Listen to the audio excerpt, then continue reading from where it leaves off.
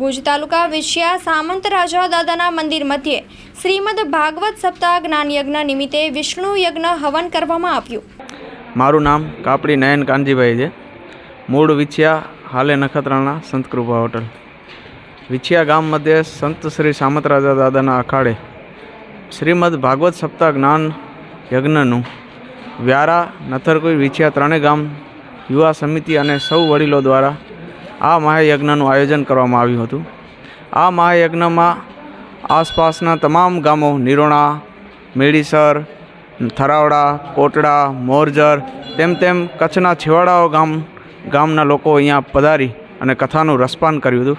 કથાના વક્તા શ્રી ભરતદાસ ગોંડલિયા બાપુ દ્વારા એવું રસપાન કરવામાં આવ્યું જાણે આપણે સાક્ષાત વૈકુંઠમાં હોઈએ અને ભાગવત આચાર્ય આપણા ભરતદાસ બાપુના મુખે વાણી સાંભળી અને ખરેખર ધન્યતા અનુભવી છે।